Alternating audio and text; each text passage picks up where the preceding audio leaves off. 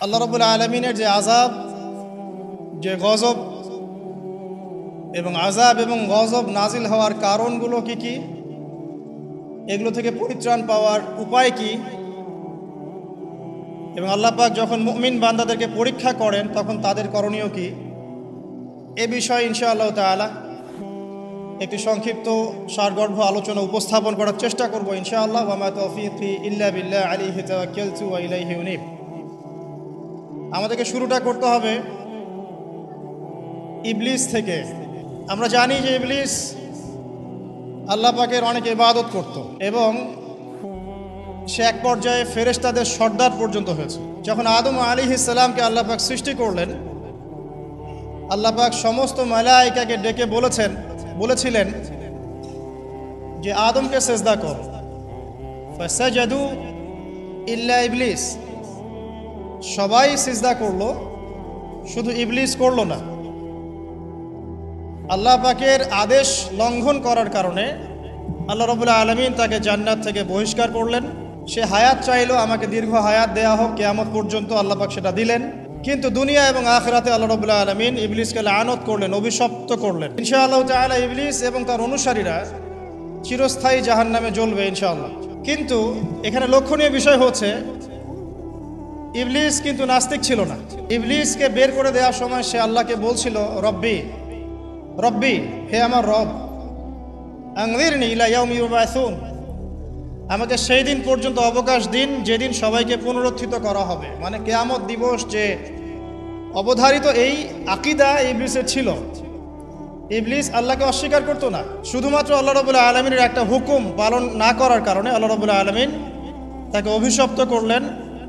দুনিয়াতে সে যতদিন থাকবে অভিশপ্ত, জাহান্নামে যখন যাবে চিরস্থায়ী জাহান্নামে সে অভিশপ্ত। আমরা দেখতে পেলাম আল্লাহ পাকের এই যে ক্রোধ, এই যে গজব, তার নাজিল হওয়ার মূল কারণটা কি? অবাধ্যতা, আল্লাহ পাকের অবাধ্যতা। দেখুন, আদম আলাইহিস সালামও কিন্তু গাছের ফল খেয়ে ফেলেছিলেন বা গাছের কাছে গিয়েছিলেন, যদিও ফল খাওয়ার কথাটা কিন্তু কোরআনে নেই। কোরআনে আছে তারা গাছের কাছে চলে গিয়েছিলেন। আর আমরা এটাকে অনেক এক্সটেনশন করেছি, গন্ধম ফল ইত্যাদি ইত্যাদি। এটা কি ফল ছিল এটা বড় কথা না, বড় কথা হচ্ছে আল্লাহ পাক বলেছিলেন গাছের কাছে যাবে না। আদম এবং হাওয়া আলাইহিস সালাম তারা চলে গিয়েছিলেন। দেখেন, এখানেও কিন্তু আদম এবং হাওয়া আলাইহিস সালাম তারা আল্লাহ পাকের আদেশটা কিন্তু লঙ্ঘন করেছে, ইবলিসও করেছে। কিন্তু ইবলিস চিরস্থায়ী জাহান্নামী হচ্ছে। পক্ষান্তরে আদম আলাইহিস সালাম তওবা করে ফিরে আসছেন। এই তওবা করার কাজটা কিন্তু ইবলিস করে নাই। তাকে যখন জিজ্ঞাসা করা হলো যে তুমি কেন সিজদা করলে না, যাকে আমি আমার দুহাত দিয়ে সৃষ্টি করেছি তাকে কেন সিজদা করলে না, কিসে তোমাকে নিষেধ করলো সিজদা করতে? ইবলিস তখন উল্টা যুক্তি দিয়েছিল যে খলাকতানি মিন নার ওয়া খলাকতাহু মিন তিন, আমাকে সৃষ্টি করেছেন আপনি আগুন দিয়ে আর আদমকে মাটি দিয়ে। ইবলিস নিজের দোষ স্বীকার না করে, তওবা না করে, উল্টা নিজের ভুলটাকে প্রমাণ করতে চাইলো যেটাই সঠিক। ইবলিস কিন্তু সীমা লঙ্ঘন করার কারণে চিরস্থায়ী জাহান্নামী হচ্ছে না, বরং তার ভুলের উপরে অটল থাকার কারণে হচ্ছে। এবং এটাকে সাবিত করতে চাচ্ছে সে, আপনি রং, আমি রাইট, আমি আগুনের তৈরি, আমি কেন মাটির তৈরি আদমকে সিজদা করব? এই কারণে আবা ওয়াস্তাকবারা, সে উদ্ধত হলো এবং অহংকার প্রদর্শন করলো। এই দুটো কারণে সে মূলত জাহান্নামে যাচ্ছে। পক্ষান্তরে আদম আলাইহিস সালাম তওবা করেছেন, সাথে সাথে ভুল বুঝতে পেরে বলেছেন, রব্বানা যালামনা আনফুসানা ওয়া ইল্লাম তাগফির লানা ওয়া তারহামনা লানাকুনান্না মিনাল খাসিরিন। এই দোয়াটা তিনি পড়েছেন, আল্লাহ পাক তখন তাকে মাফ করে দিয়েছেন। আর এই দোয়াটা শিখিয়েও দিয়েছেন আল্লাহ পাক নিজেই। এই দোয়াটা আল্লাহ নিজেই শিখিয়ে দিয়েছেন, তারপরে তিনি এটা পড়েছিলেন। এখানে আপনি পার্থক্য বুঝতে পারছেন। আদম সন্তান ভুল করবে, এটা স্বভাব তার, আদম সন্তান ভুল করবেই। আল্লাহ পাক বলেছেন যে তোমরা যদি পাপ না করতে তাহলে আল্লাহ পাক অন্য কোনো সম্প্রদায়কে নিয়ে আসতো, যারা পাপ করে তওবা করতো, আল্লাহ ওদেরকে মাফ করে দিত। আল্লাহ পাকের এত দয়া। পক্ষান্তরে ইবলিস কিন্তু এই কাজটা করেনি। এখানে পার্থক্য আমরা বুঝতে পারছি যে আদম সন্তান আদম আলাইহিস সালাম তিনি তওবা করে ফিরে এসেছেন। এখানে আপনি বুঝতে পারছেন আল্লাহর ক্রোধ এবং গজব ইতিহাসের শুরুতে নাজিল হলো, হিস্ট্রির শুরুতেই। যদি আপনি আদম সৃষ্টি থেকে শুরু করে কিয়ামত পর্যন্ত একটা ইতিহাসের বই চিন্তা করেন, তাহলে এর প্রথম পৃষ্ঠাতেই এই ঘটনা। প্রথম পৃষ্ঠাতেই ইবলিস অবাধ্য হলো, আল্লাহ পাক রাগান্বিত হলেন। তাহলে আল্লাহর ক্রোধ এবং গজব নাজিলের প্রথম কারণ কি?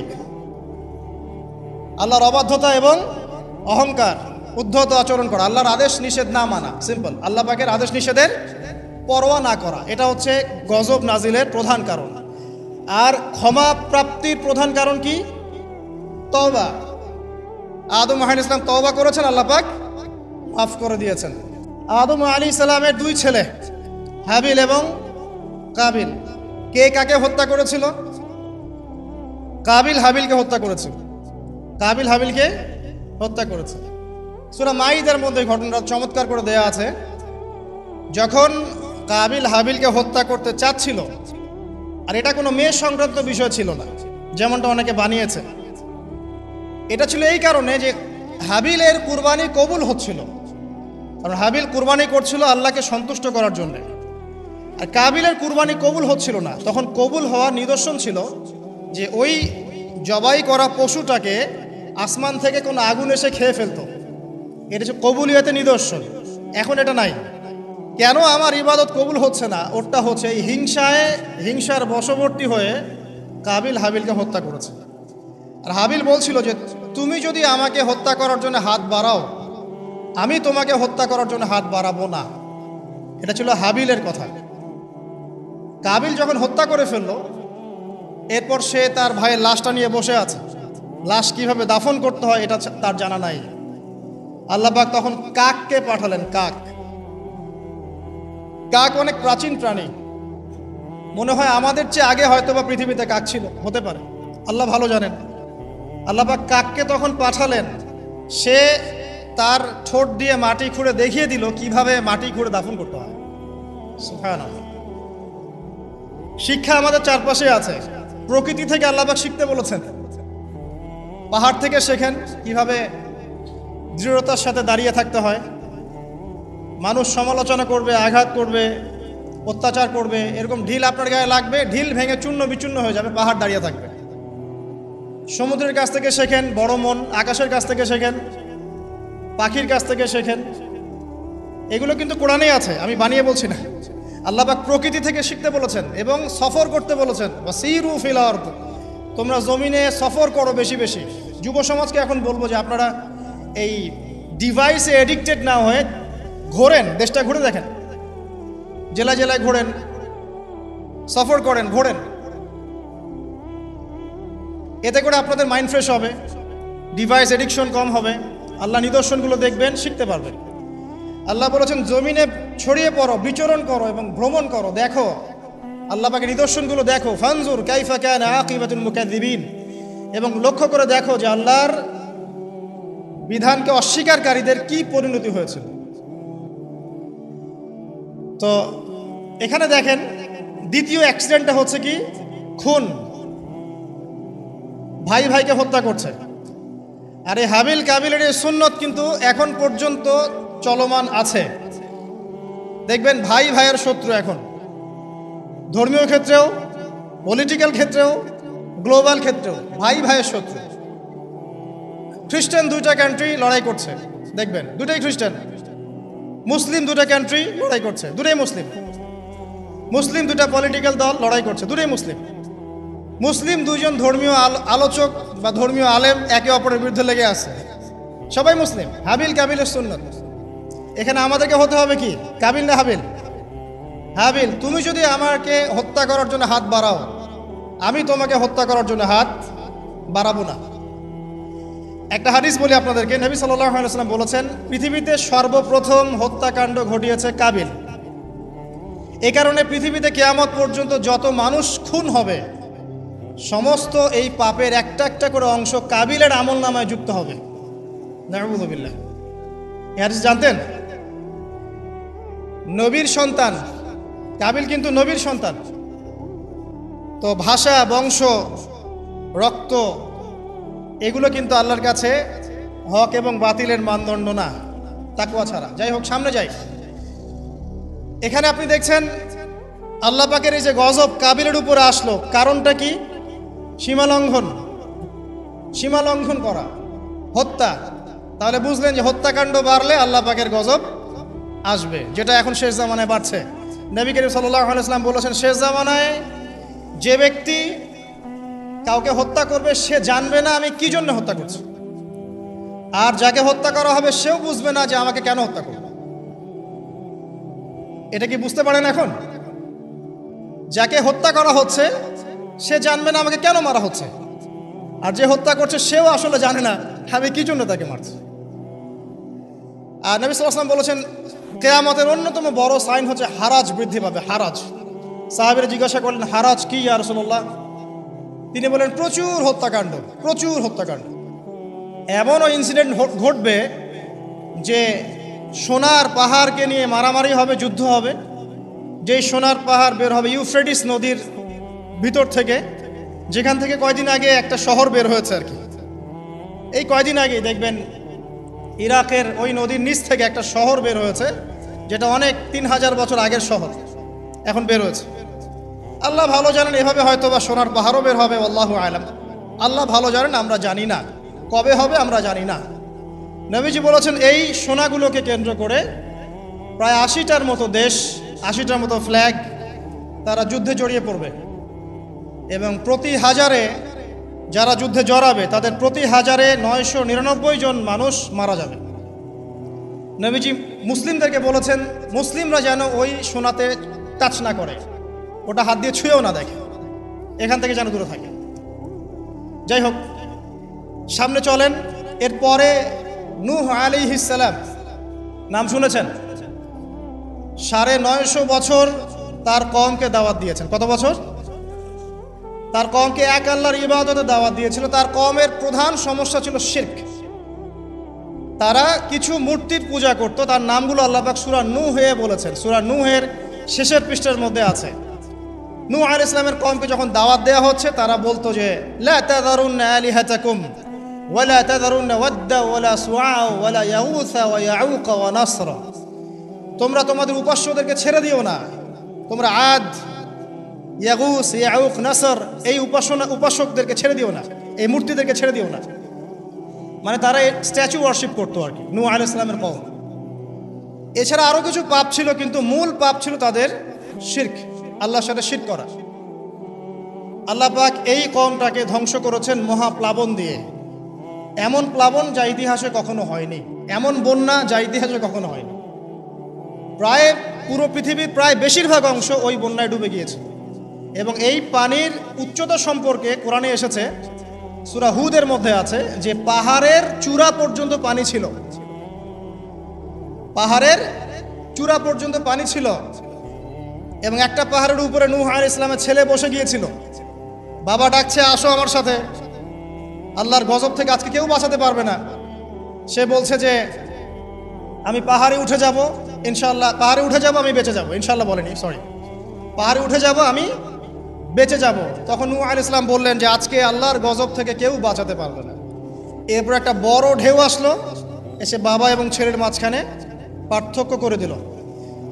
নূহ আলাইহিস সালাম বলেছিলেন, আল্লাহ, সে আমার আহল, আমার পরিবারের একজন, তাকে মাফ করে দাও।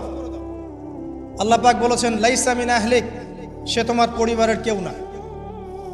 এখানেও দেখেন, নবীর সন্তান ঈমান না আনার কারণে কুফরির হালতে মৃত্যুবরণ করল, এবং আল্লাহ পাকের মহাপ্লাবনে গজবে ধ্বংস হলো। এখানে একটা গজব পেলেন, বিশাল বন্যা, জলোচ্ছ্বাস। তাহলে এর কারণ কি? নূহ আলাইহিস সালামের পুরো কওম, মাত্র 40টা বা 80টা পরিবার বাদ দিয়ে বাকি সবাই ডুবে গেছে। আমরা যারা এখন পৃথিবীতে বেঁচে আছি, হোক সে হিন্দু বা মুসলিম বা খ্রিস্টান বা বৌদ্ধ, হুয়েভার হি ইজ বা জিউস, আমরা সবাই ওই 80টা পরিবারেরই সদস্য। আমাদের বাপদাদারা ওইখানে গিয়ে মিলবে, কারণ তার আগে কোনো মানুষ এখন পৃথিবীতে বেঁচে নাই। আমরা যারা বেঁচে আছি, কোনো না কোনোভাবে আমরা ভাই, জানেন, কোনো না কোনোভাবে আমরা আত্মীয়, আমরা সবাই আত্মীয়। তো ওই 80টা পরিবারই এখন পৃথিবীতে বেঁচে আছে, এখানকার বংশধররাই।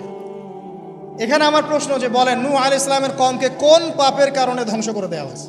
আমরা বলবো যে বাংলাদেশের জনগণকে আমরা বলবো যে শিরক ছেড়ে দেন, কবর পূজা ছেড়ে দেন। মাজার পূজা ছেড়ে দেন, শিরকের যত ক্যাটাগরিজ আছে এগুলো থেকে তওবা করে ফিরে আসেন, অন্যথায় আল্লাহ পাকের গজব কেউ ঠেকাতে পারবে না। শিরক থেকে বেঁচে না আসলে, বেঁচে না থাকলে আল্লাহর গজব ঠেকানোর কেউ নাই। আল্লাহ পাক শিরকের পাপটা মাফ করেন না, অন্য যে কোনো পাপ আল্লাহ পাক যাকে ইচ্ছা মাফ করতে পারেন, তবে তওবা করে মারা গেলে আল্লাহ মাফ করতে পারেন। তওবা না করে মারা গেলে ক্ষমা না পাওয়ার সুযোগই বেশি। তো যেখানে যেখানে দেখবেন এখনও এই শতাব্দীতেও, এই সালগুলোতেও বন্যা, দুর্যোগ, ভূমিকম্প, জলোচ্ছ্বাস ইত্যাদি হচ্ছে, দেখবেন ওই কওমগুলো কোনো না কোনোভাবে শিরকের পাপের সাথে সংযুক্ত আছে, কোনো না কোনোভাবে তারা শিরকের পাপের সাথে সংযুক্ত আছে। হয় তারা ধর্মের ক্ষেত্রে শিরক করছে, না হয় ইকোনমিক সেক্টরে শিরক করছে, না হয় অন্য কোনো বড় সেক্টরে শিরক করছে, নয়তো তারা আল্লাহ পাকের সমস্ত বিধান বাদ দিয়ে মানুষের মানবরচিত বিধানগুলোকে প্রাধান্য দিয়েই কাজ করছে। কোনো না কোনো জায়গায় শিরক আছে। আল্লাহ পাক এই কারণেই গজব পাঠাচ্ছেন। আজ জাতির লোকরা ছিল প্রচণ্ড লম্বা চওড়া, অনেক লম্বা। আর আমি যেগুলো বলছি এগুলো কোনো রূপকথা নয়, এগুলো সবগুলো কোরআনের পাতায় পাতায় আছে। সূরা বাকারা পড়েন, সূরা হুদ পড়েন, সূরা নূহ পড়েন, বনী ইসরাঈল সূরাটা পড়েন, সূরা শুআরা পড়েন, এগুলোর মধ্যে এই ঘটনাগুলো পাবেন। একটা ছোট্ট সূরা আছে সূরা কমার, সূরা আর রহমানের ঠিক ইমিডিয়েট সূরাটা। এই সূরাটা যদি বাসায় গিয়ে পড়েন দেখবেন এখানে এই সব জাতিগুলোর বর্ণনা দেওয়া আছে খুব সংক্ষিপ্ত আকারে। আজ জাতির লোকেরা অনেক লম্বা চওড়া ছিল, প্রচণ্ড শক্তিশালী। তো তারা ইয়েমেন, হাদরামাউত এই জায়গায় বসবাস করত, পাহাড় কেটে বাড়ি নির্মাণ করত। তাদের কাছে আল্লাহ পাক হুদ আলাইহিস সালামকে পাঠালেন। তাদেরও প্রধান পাপ ছিল শিরক, দ্বিতীয়ত আরও কিছু পাপ ছিল। এক নম্বর, অহেতুক বিনা কারণেই তারা অনেক উঁচু উঁচু সৌধ নির্মাণ করত, এটা কোরআনে আছে। অহেতুক বিনা কারণে, দুনিয়ার চাকচিক্যের কারণে উঁচু উঁচু অট্টালিকা এবং সৌধ নির্মাণ করত, যেগুলো অপচয় ছিল, অপচয়। এবং তারা মানুষকে প্রচণ্ড প্রহার করত। ওয়াইদা বাতাসতুম জাব্বারিন, আল্লাহ পাক কোরআনে বলেছেন, যখন তোমরা কাউকে মারো প্রচণ্ড রকম কঠিন মার মারো। এই মায়ের সিস্টেম এখনো আছে সব জায়গাতেই। মানুষকে প্রচণ্ড নির্মমভাবে তারা মারত এবং উঁচু উঁচু সৌধ নির্মাণ করত, শিরক করত। এবং একটা কথা বলতো, যখন হুদ আলাইহিস সালাম দাওয়াত দিতেন তখন একটা কথা বলতো, মান আশাদ্দু মিন্না কুওয়া। এই কথাটা ফেরাউন যেমন বলতো আনা রাব্বুকুমুল আ'লা, এরকম আজ জাতি বলতো মান আশাদ্দু মিন্না কুওয়া, আমাদের চেয়ে শক্তিশালী আর কে আছে, আমাদের চেয়ে শক্তিশালী আর কে আছে। এখনকার বিশ্বে এমন কথা মানুষ বলে না, আমাদের চেয়ে বড় শক্তি আর কে আছে, আমরা সুপার পাওয়ার। এরাও বলতো মান আশাদ্দু মিন্না কুওয়া। আল্লাহ পাক বলছে আওয়ালাম ইয়ালামু আন্নাল্লাহা হুয়া খালাকাকুম হুয়া আশাদ্দু মিনহুম কুওয়া। তারা কি জানে না যে আল্লাহ তাদেরকে সৃষ্টি করেছে, সেই আল্লাহ ওদের চেয়ে শক্তিশালী। আল্লাহ পাক এই কওমটাকে ধ্বংস করলেন কিভাবে? 7 দিন কন্টিনিউয়াসলি, 7 দিন প্রচণ্ড টর্নেডো, এই যে আমরা যেটা বলি ঝড়, ঘূর্ণিঝড়, টর্নেডো, এরকম বজ্রপাত এবং প্রচণ্ড টর্নেডো, ঘূর্ণিঝড়, এগুলো দিয়ে 7 দিনের মধ্যে এই কওমের প্রত্যেকটা মানুষকে আল্লাহ পাক এমনভাবে ধ্বংস করলেন, খেজুর গাছের ডাল যেমন পড়ে থাকে মাটিতে, এইভাবে তারা মাটিতে পড়েছিল। এখানে বলেন আল্লাহ পাকের আযাব আর গজব নাজিলের মূল কারণটা কি ছিল তাহলে? শিরক, অপচয়, অহংকার আর মানুষকে মারা। মানুষকে মারা আল্লাহ পাক সহ্য করেন না, জানেন? মানুষের চেহারায় মারতে নাই। দেখবেন আমাদের কারোর সাথে গন্ডগোল হলে আগে চেহারায় ঘুষি, তাই না? এই চেহারায় মারা নিষেধ। একটা হাদিসের মধ্যে আছে যে চেহারাটা আল্লাহ পাকের, এটা তো আসলে মারেফত, আমরা এটাকে এভাবে ব্যাখ্যা করতে পারবো না, কিন্তু চেহারা আল্লাহ পাক তার নিজস্ব মানে হাত দিয়ে, আল্লাহ পাকের নিজস্ব কুদরতি হাত দিয়ে আল্লাহ পাক সৃষ্টি করেছে। মানুষের চেহারায় মারতে আল্লাহ পাক নিষেধ করেছেন। আর মানুষকে অন্যায় কারণে মারা হলে আল্লাহ পাক নারাজ হন, খুবই অসন্তুষ্ট হন। কোনো ব্যক্তি যদি কোনো মানুষের জীবন বাঁচায়, সে যেন পুরো মানব জাতির জীবন বাঁচালো, সূরা মাইদার মধ্যে আছে। আবার কোনো ব্যক্তি যদি অন্যায় কারণে একটা মানুষকে হত্যা করে ফেলে, সে যেন পুরো মানব জাতিকেই হত্যা করে। আজকে বিশ্বের বুকে সবচেয়ে সস্তা রক্ত কাদের? অথচ একজন মুসলিম যে ব্যক্তি লা ইলাহা ইল্লাল্লাহ পড়ে, এই ব্যক্তি যতদিন পর্যন্ত জীবিত আছে আল্লাহ পাক কিয়ামত দিবেন না ইনশাআল্লাহ। একজন ব্যক্তি পৃথিবীতে যতদিন থাকবে যে লা ইলাহা ইল্লাল্লাহ কালিমা পড়ছে, আল্লাহ আল্লাহ বলছে, ততদিন পর্যন্ত আল্লাহ পাক কিয়ামত দিবেন না ইনশাআল্লাহ। একজন মুসলিমের সম্মান দেখেন তাহলে, সেই মুসলিমদের রক্ত এখন সস্তা, চাইলেই যে কেউ মারতে পারে। ফান্তাজিরু, আল্লাহ পাক বলেছেন তোমরা অপেক্ষা করো, ওয়া ইন্না মাআকুম মিনাল মুনতাজিরিন, এবং আমরাও তোমাদের সাথে অপেক্ষা করছি। আল্লাহ পাক কোরআন এটা বলেছে। এরপরে সামনে যান, এর পরের জেনারেশন আসলো সামুদ জাতি। সামুদ আদ জাতির ভাই, একই রকম, ওরাও ফিজিক্যালি অনেক স্ট্রং, তাল গাছের সমান সমান লম্বা, পাহাড় কেটে কেটে বাড়ি নির্মাণ করে। এরাও শিরক করলো এবং একটা স্পেশাল পাপ করলো। সেটা কি? আল্লাহ পাকের একটা মোজেজা আল্লাহ পাক দান করলেন ওদেরকে, উট, একটা উটনি, যেটা সালেহ আলাইহিস সালামের উটনি ছিল। তো আল্লাহর পক্ষ থেকে ইনস্ট্রাকশন ছিল যে এই উটনি তোমাদেরকে দুধ দিবে আর অনেক সুযোগ সুবিধা দিবে। আল্লাহ পাকের মোজেজা, মিরাকেল, এটাকে নষ্ট করো না, ধ্বংস করো না। তখন সালেহ আলাইহিস সালামের কওমের কয়েকজন ব্যক্তি এই উটটাকে হত্যা করলো, উটের পা কেটে ফেললো, উটটাকে হত্যা করে ফেললো। আল্লাহ পাকের নিদর্শনকে অস্বীকার করার কারণে আল্লাহ পাক এদেরকে ধ্বংস করলেন। কিভাবে? বজ্রপাত, বিজলি দিয়ে। এখন দেখেন না, বজ্রপাতে বহু মানুষ মারা যাচ্ছে, এটা নতুন না, কিন্তু এই বজ্রপাতে সামুদ জাতিকে আল্লাহ পাক ধ্বংস করেছে। তাহলে এই বজ্রপাত কি প্রাকৃতিক দুর্যোগ না আল্লাহর গজব? এই যুগের মিডিয়াগুলো তখন থাকলে বলতো যে সামুদ জাতি আজকে প্রাকৃতিক দুর্যোগে ধ্বংস হয়েছে এবং নূহ আলাইহিস সালামের কওম প্রাকৃতিক একটা বড় বন্যায় ধ্বংস হয়েছে, এবং আজ জাতি ধ্বংস হয়েছে প্রাকৃতিক ঝড়ে। তারা কখনোই বলতো না আল্লাহর পক্ষ থেকে ঝড় এসেছে, আল্লাহর পক্ষ থেকে বজ্রপাত এসেছে, আল্লাহর পক্ষ থেকে প্লাবন এসেছে। বিকজ সব কিছু হয় প্রকৃতি থেকে, এখানে আল্লাহ বলতে কিছু নাই। তো প্রকৃতিকে, তার সংজ্ঞা কি, প্রকৃতি কে নিয়ন্ত্রণ করে, এর কত প্রকার কি কি, এগুলোও শিখান আমাদেরকে। প্রকৃতি কাকে বলে, প্রকৃতি কত প্রকার, প্রকৃতি কি কি, কে একে নিয়ন্ত্রণ করে, সূক্ষ্মভাবে শিরকি আকীদা ঢুকিয়ে দেওয়া হয়েছে, সূক্ষ্মভাবে। যাই হোক, সামুদ জাতি ধ্বংস হলো কিভাবে? এভাবে, বজ্রপাতে। আর ইদানিং বজ্রপাত বাড়ছে। এখান থেকে আপনারা বেঁচে থাকতে হলে শিরক থেকে বেঁচে থাকেন। এরপরে চলেন সামনে যাই, আরেকটা জাতি, শুআইব আলাইহিস সালামের কওম, তার নাম কওমে মাদিয়ান। কি নাম? মাদিয়ান। কোরআন থেকে বলছি শর্ট করে, মাদিয়ান। তো মাদিয়ান কওম, তাদের পাপ ছিল তারা নবীদের সাথে তর্ক করত। যখন শুআইব আলাইহিস সালাম সুন্দর করে নসিহত করতেন, এবং শুআইব আলাইহিস সালাম খুব সুন্দর করে কথা বলতে পারতেন, তাকে আল্লাহ পাক বাচন ভঙ্গি দিয়েছিলেন, অত্যন্ত চমৎকার করে কথা বলতে পারতেন, সাজিয়ে গুছিয়ে যুক্তি দিয়ে। তো শুআইব আলাইহিস সালামের সাথে তারা খুব তর্ক করতো, এক নাম্বার। দুই নাম্বার, শিরক করতো তারা। এবং আর দুইটা বড় পাপ ছিল। এক, তারা মাপে কম দিত। কি করতো?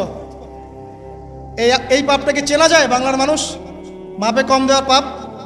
আচ্ছা, এই পাপে আমাদের চেয়ে এক্সপার্ট কেউ নাই মনে হয় পৃথিবীতে।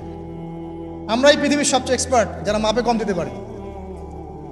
মাপে কম দেওয়া নিয়ে কিছু হাদিস আমি নিয়ে এসেছি, আপনাদেরকে শোনাবো ইনশাল্লাহ পরে।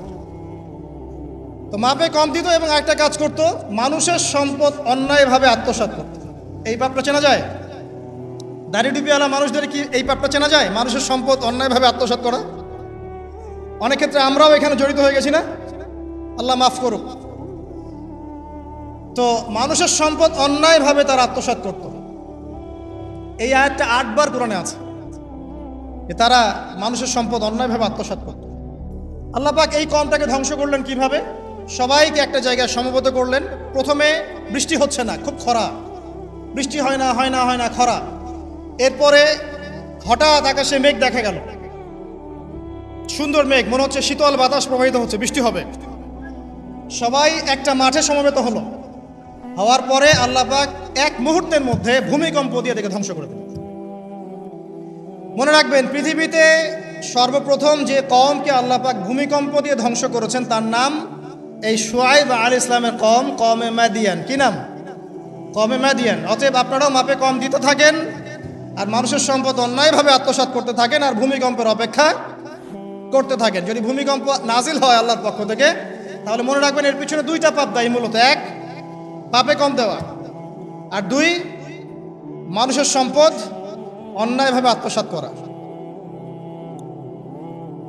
এরপরে সামনে যান, লুত, কওমে লুত আলাইহিস সালামের কওম। এটা পৃথিবীর সবচেয়ে অ্যামেজিং কওম, বিস্ময়কর। মানে এমন এক পাপ করেছে যে পাপ বিশ্বের কোনো মানুষ করে না। তবে উম্মতে মুহাম্মাদির কিছু মানুষ এই পাপ করছে।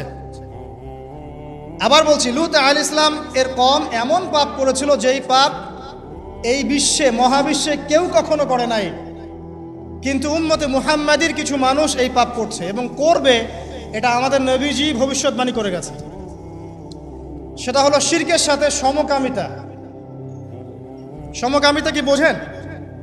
ছেলে ছেলের সাথে যৌন সম্পর্ক স্থাপন করছে, নাউযুবিল্লাহ, এবং মেয়ে মেয়ের সাথে যৌন সম্পর্ক স্থাপন করছে, নাউযুবিল্লাহ। ইদানিং ছেলে ছেলের ব্যাপারটা কমছে, মেয়ে মেয়েরটা বাড়ছে। দেখবেন মেয়ে মেয়ে এখন যৌন সম্পর্ক স্থাপন করছে। কিভাবে আমরা জানি না, এটা বুঝেও আসে না যে কিভাবে এটা পসিবল। আল্লাহ রাব্বুল আলামিন এদেরকে ধ্বংস করলেন এমনভাবে, এটা অ্যামেজিং। আল্লাহ পাক 2 ফেরেশতাকে পাঠালেন, একজনের নাম জিবরাইল আর একজন মিকাইল। তারা 2 ছোট ছোট বালকের বেশে, একটু ইয়াং মানুষের বেশে লূত আলাইহিস সালামের বাসায় গেলেন এবং এলাকার লোকজন খবর পেল যে নতুন 2 মেহমান এসেছে, কওমের মধ্যে নতুন 2টা মেহমান এসেছে। তারা গিয়ে লূত আলাইহিস সালামকে বলছে, তোমার মেহমানদেরকে আমাদেরকে দাও। লূত আলাইহিস সালাম বলছেন, আমার মেয়েরা আছে, চাইলে আমার মেয়েদেরকে বিয়ে করে নাও। দেখেন একজন নবী কত দরদি হলে এই কথাটা বলতে পারেন উম্মার জন্য, যে তোমরা এই পাপ কাজ ছেড়ে দাও, আমার মেয়েরা পড়ে আছে, চাইলে আমার মেয়েদেরকে বিয়ে করে নাও। আর এই কম বলছে যে তুমি খুব ভালো করেই জানো লূত আমরা কি চাচ্ছি। তখন তিনি বলছেন, আলাইসা মিনকুম রাজুলুন রশিদ, সূরা হুদ পড়ে দেখেন, তোমাদের মধ্যে কি একটাও ভালো মানুষ বাকি নাই? তখন এরা বলছে, তুমি লূত নিজেকে খুব পবিত্র মনে করো? লূত আলাইহিস সালাম সমকামিতায় বিশ্বাসী না, তার পরিবার বিশ্বাসী না, এই কারণে তার পরিবারকে ক্রিটিসাইজ করা হচ্ছে। তুমি কি খুব বেশি পবিত্র মনে করছো আমাদের চাইতে? তাহলে এই কম থেকে তোমরা বের হয়ে যাও। সমকামী কম এরকম জবাব দিল আর কি। তো আল্লাহ পাক কি করলেন, ওই 2 ফেরেশতা জিবরাইল এবং মিকাইল আলাইহিস সালাম, তাদের পাখা ছিল, ফেরেশতাদের পাখা থাকে, আর জিবরাইল আলাইহিস সালামের প্রায় 600টা পাখা আছে। কয়টা? 600 পাখা। তো এই 2টো পাখা দিয়ে তিনি ওই কওমে লূতকে উঠালেন, মাটির থেকে এভাবে তুলে আসমানে উঠালেন। আসমানে ওঠানোর পরে আল্লাহ পাক উপর থেকে পাথরের বৃষ্টি বর্ষণ করলেন, রজম পাথরের বৃষ্টি বর্ষণ করলেন। এবার এটাকে উল্টে তিনি এভাবে দাফন করে দিলেন। এটা এখন জর্ডানের ডেড সি, মৃত সাগর, এখানে এই কমটা ছিল। জর্ডান ডেড সি, মৃত সাগর, এখানে এই কমটা ছিল। এখানে দেখেন আল্লাহ পাকের আযাব আর গজব নাজিলের মূল কারণটা কি হলো? শিরক, সীমালঙ্ঘন এবং সমকামিতা, যেটা এখন আমরা মানে ব্যক্তি স্বাধীনতা মনে করি। আবার সমকামিতা এখন ব্যক্তি স্বাধীনতা, বাক স্বাধীনতা। একজন মানুষ চাইলেই একটা মেয়ের সাথে সম্পর্ক করতেই পারে, একটা ছেলে চাইলেই সম্পর্ক করতেই পারে। এবং বিশ্বের কিছু কান্ট্রি, যাদেরকে আমরা উন্নয়নশীল কান্ট্রি বলি বা একদম রুলিং স্টেট মনে করি আর কি, যাদের কথায় বিশ্বের অনেক স্টেট ওঠে আর বসে, এইসব কান্ট্রির মধ্যে এটা জায়েজ, লিগ্যালি জায়েজ, আইনত জায়েজ, করতেই পারে। বাধা দিলে আপনার সমস্যা, ওটা আইনে লজ আছে যেটা করা যাবে, আপনি বাধা দিচ্ছেন কেন? তারা ম্যাগাজিন বের করে, তারা আন্দোলন করে, রেইনবো ফ্ল্যাগ আছে ওদের 7 রঙের, এটা দিয়ে পতাকা দিয়ে মিছিল করে। তার মানে আল্লাহ পাকের গজব আসার কি বাকি আছে এখনো? আসে নাই, আবার বলেন আলহামদুলিল্লাহ। আসে নাই এখনো, বলেন আলহামদুলিল্লাহ। মনে করেছেন এদের সংখ্যা বাংলাদেশে নাই? দৃষ্টান্তমূলক শাস্তি না হলে এদের সংখ্যা তো বাড়বেই, দিন দিন এদের সংখ্যা বাড়ছে। আরেকটা কথা বলে রাখি, তোমরা যারা মিউজিক্যাল ইনস্ট্রুমেন্ট, তারপরে এই যে সিনেমা, সিরিয়ালস, সাংস্কৃতিক অনেক কর্মকাণ্ড, এইসব জগতের সাথে যারা সম্পৃক্ত আছো, তোমরা এই জগতের ভিতরে এই সমকামিতার প্রবণতা কিন্তু অনেক বেশি। আমি জানি বলেই তো এই জায়গায় দাঁড়ায় আছে, এই জায়গায় দাঁড়িয়ে আপনাকে শোনাচ্ছি। আপনি জানেন আল্লাহ পাক আপনাকে এখানে দাঁড় করাবো ইনশাআল্লাহ। খুব সতর্ক থাকবেন। এবং দিন দিন এটা বাড়ছে। আরে বাড়ার পিছনে একটা কারণ বলে দিই আমি, এই কারণটা যদি বন্ধ করা যায় ইনশাআল্লাহ এটা বন্ধ হয়ে যাবে। নৈতিকতার সাথে এই কারণটা যদি বাস্তবায়ন করা যায় ইনশাআল্লাহ বন্ধ হবে, সেটা হলো পর্নোগ্রাফি। পর্নোগ্রাফি বন্ধ করে ফেলতে পারলেই ইনশাআল্লাহ তাআলা দেখবেন যে এই মহামারীগুলো কমে যাবে। একটা বিষয় মানুষ জানে না, সেটা করবে কিভাবে? আর যখন জানানো হচ্ছে যে এটা আসলে করা যায়, এটাও এমন, তখন তো মানুষ জানবে ও এটাও আছে, এটাও তাহলে করা যায়। যাই হোক, যারা বুদ্ধিমান তাদের জন্য ইশারা যথেষ্ট। পর্নোগ্রাফি যদি বন্ধ করতে পারি আমরা ব্যক্তিগতভাবে, অ্যাসোসিয়েশন ওয়াইজ বা রাষ্ট্রীয়ভাবে, এবং এটা করাটা উচিত, এটা করা খুবই উচিত। যুব সমাজকে যদি বাঁচাতে চাই এবং আমরা যদি বাঁচতে চাই, কোনো সন্দেহ নাই এটা বন্ধ করতে হবে। এবং ভিতরে ভিতরে এই বিষয়টা আমাদের সমাজের মানুষদেরকে ভিতর থেকে পশু বানিয়ে তুলছে আর কি। এটা আমরা বুঝতে পারছি না। এর ফলে ধর্ষণ বাড়ছে, জেনা বাড়ছে এবং বাজে যৌন কর্মকাণ্ড বাড়ছে, বিকৃত যৌন চর্চা বাড়ছে, সমকামিতা বাড়ছে। এগুলোর মূল কারণ এটা বন্ধ করতে পারলে ইনশাআল্লাহ তাআলা এই প্রবলেম অনেকটাই সলভ হয়ে যাবে ইনশাআল্লাহ। আমরা রিকোয়েস্ট করব যারা দায়িত্বশীল, যাদের কাছে এই ক্ষমতা আছে, তারা যেন এই ক্ষমতাটাকে কাজে লাগায়। আল্লাহ পাক তৌফিক দান করুন, আমিন। এরপরে সামনে চলেন মূসা আলাইহিস সালামের কওম ফিরআউন। এই ব্যাপারে অনেক জানেন আপনারা, কারণ কোরআন খুললেই ফিরআউন আর মূসা। ফিরআউনের বড় পাপগুলো কি ছিল? 1 নাম্বার, সে বলেছিল আনা রব্বুকুমুল আ'লা, আমি তোমাদের মহান রব, মানে শিরক। 2, সে ডিভাইড অ্যান্ড রুলে বিশ্বাসী ছিল। বনু ইসরায়েলকে সে দাসে পরিণত করেছিল এবং তাদেরকে বিভিন্ন ছোট ছোট দলে উপদলে বিভক্ত করে শাসন করত। 2, 3 নাম্বার, মানুষ হত্যা করত, পুত্র সন্তানদেরকে হত্যা করত, কন্যা সন্তানদেরকে জীবিত রাখত, উদ্ধত আচরণ করত, সীমা লঙ্ঘন করত। এমনকি ফিরআউন সম্পর্কে আল্লাহ পাক বলেছেন যে সে এই জমিনের বুকে সবচেয়ে বড় সীমা লঙ্ঘনকারী ছিল। আর একটা তার গর্ব ছিল, সেটা হচ্ছে তার সেনাবাহিনী। ফিরআউনের সবচেয়ে বড় গর্বের বিষয় ছিল তার সেনাবাহিনী। সে মনে করতো যে আমার মতো ফোর্স পৃথিবীতে কারো নাই, আমি সুপার পাওয়ার। তো আল্লাহ রাব্বুল আলামিন কি করলেন? পুরো সেনাবাহিনী সহ ফিরআউনকে লোহিত সাগরে মুহূর্তে ডুবিয়ে মেরে দিলেন। এই যে আল্লাহ পাকের গজব চলে আসলো। কারণ কি? শিরক, সীমা লঙ্ঘন করা, মানুষের উপর অত্যাচার করা। আরো সামনে আসেন ঈসা ইবনে মারইয়াম। তার কওমের কি সমস্যা? তার কওমের কিছু মানুষ তাকে হত্যা করার চেষ্টা করেছিল। আমাদের মধ্যে এক শ্রেণীর মুসলিম আছে যারা মুসলিম, নামধারী মুসলিম আছে, যারা বিশ্বাস করে ঈসা ইবনে মারইয়াম মারা গেছেন, আল্লাহ পাক তাকে উঠিয়ে নেননি। এটা কি জানেন? আমাদের মধ্যে নামধারী এক শ্রেণীর মুসলিম আছে যারা বিশ্বাস করে যে ঈসা ইবনে মারইয়ামকে আল্লাহ পাক মৃত্যু দিয়ে দিয়েছেন, তিনি জীবিত নন, তিনি ফিরে আসবেন। অথচ আল্লাহ পাক বলেছেন ওয়ামা কাতালুহু ওয়ামা সালাবুহু, ঈসা ইবনে মারইয়ামকে তারা হত্যাও করে নাই, তাকে ক্রুশবিদ্ধও করতে পারে নাই। বাল রাফাআল্লাহু ইলাইহি, বরং আল্লাহ পাক তাকে তার কাছে উঠিয়ে নিয়েছেন এবং তিনি শেষ জামানায় আসবেন ইনশাআল্লাহ। তিনি জেরুজালেম থেকে সারা বিশ্ব শাসন করবেন এবং শেষ জামানায় তিনি না আসা পর্যন্ত কিয়ামত হচ্ছে না। তো এবার আসেন এই উম্মতকে আল্লাহ পাক কি গজব দিলেন? এই গজবটা আপনি পাবেন সূরা মাইদার মধ্যে। আল্লাহ পাক এই উম্মতের মধ্যে এমন একটা গজব দিয়েছেন যে এই উম্মতের ঈসা ইবনে মারইয়ামের উম্মত যারা নাসারা, তাদের মধ্যে আল্লাহ পাক শত্রুতার বীজ বপন করে দিয়েছে। এরা এক দল আরেক দলের সাথে কিয়ামত পর্যন্ত লড়াই করতে থাকবে। এই কথাটা জানতেন?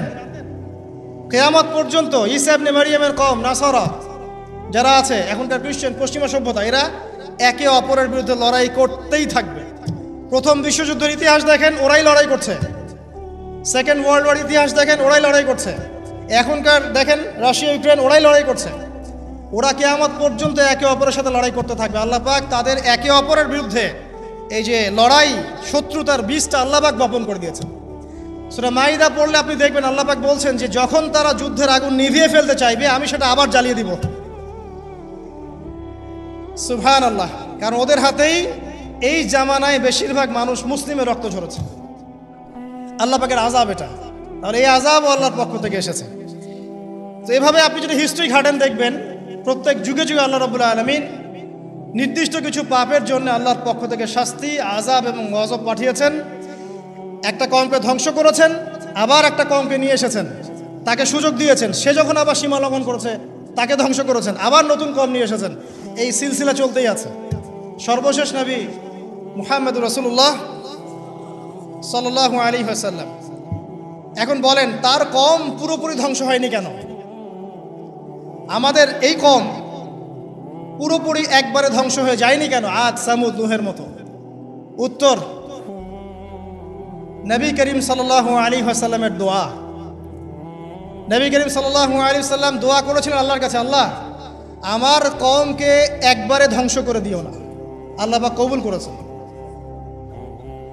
একটা দোয়া আছে সুপারিশ, শাফাআত, যে এই উম্মতের কোনো ব্যক্তি যদি শিরকের পাপ না থাকে সে ইনশাআল্লাহ তাআলা পরকালে নবী সাল্লাল্লাহু আলাইহি ওয়াসাল্লামের সুপারিশ পাবে এবং এই সুপারিশে সে জাহান্নাম থেকে বের হয়েও জান্নাতে চলে যাবে ইনশাআল্লাহ। আর একটা দোয়া ছিল, আল্লাহ আমার উম্মত যেন একে অপরের সাথে মারামারি করে না মরে। আল্লাহ পাক এই দোয়াটা কবুল করেন নাই। এই জন্য এই উম্মতের মধ্যে আপোষ, ইখতিলাফ, মারামারি, হানাহানিটা থাকবে, ঠিক আছে?